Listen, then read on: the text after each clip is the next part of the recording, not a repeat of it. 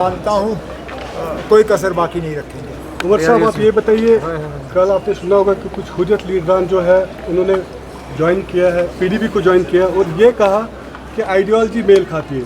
That means आपको लगता है कि सेंस प्रूव दैट जब 2002 में पीडीपी आई थी तो शायद अलादगी पसंद ने उनकी हेल्प की थी? मैं इसमें नहीं जाऊँगा, आइडियोलॉजी बदलती रहती है। अब इलेक्शन आए हैं, वो इलेक्शन लड़ने के लिए तैयार है। अभी तक तो जब कभी भी इलेक्शन का हमने सामना किया, इन लोगों ने बॉयकॉट के नारे दिए थे। अब खुद इलेक्शन के मैदान में उतरने के लिए तैयार हैं, तो कहीं ना कहीं इनकी आइडियोलॉजी में चेंज आ चुकी है और हमारी बात सही साबित हुई।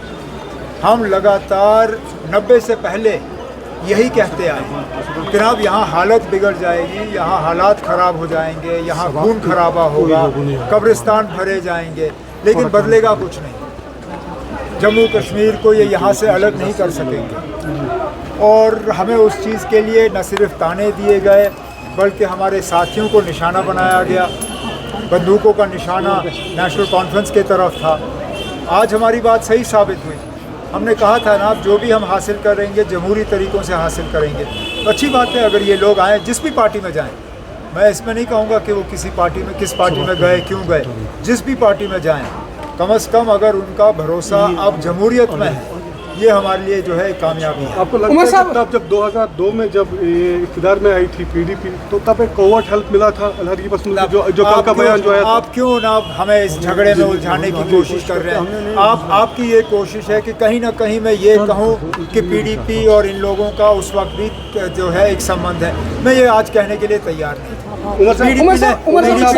इलेक्शन लड़े, आज फिर इलेक्शन लड़ रही है, अच्छी बात है। उमर साहब एक सवाल है कि आपका मैनिफेस्टो हमने देख लिया है, तो उसमें शराब की दुकानों को लेकर यहाँ पे जो शराब की दुकानें खोली गई, उसका नेशनल कॉन्फ्रेंस का क्या स्टैंड रहेगा? आप हुकूमत आने दीजिए।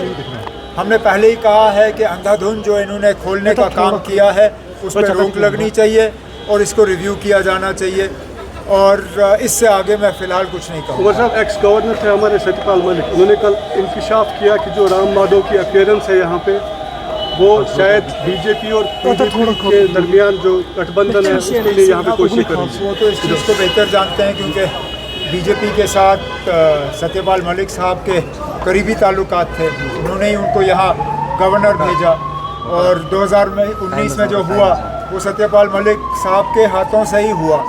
अब राम माधव साहब यहाँ क्यों आए, किस लिए आए, ये मैं नहीं कह सकता हूँ। ये जवाब तो बीजेपी ही दे सकती है, लेकिन इसमें कोई दो राय नहीं है कि अगर किसी एक पॉलिटिकल पार्टी के साथ राम माधव साहब के अच्छे ताल्लुकात हैं, वो पीडीपी है। क्योंकि राम माधव साहब ही जिम्मेदार थे उस वक्त पीडीपी और बीजेपी को एक प्लेटफॉर्म पे लाने के। अलायंस उन्होंने कराया, शायद इसलिए उनको दोबारा वापस लाया अभी भी कोशिश करेंगे अलायंस कराने की। पहले तो उन्हें सीटें मिले, फिर हम बात करें। सर स्टेटहुड को लेकर सर क्या कुछ नेशनल कॉन्फ्रेंस का रहेगा? क्योंकि लाएंगे वापस, आप लाएंगे स्टेटहुड वापस।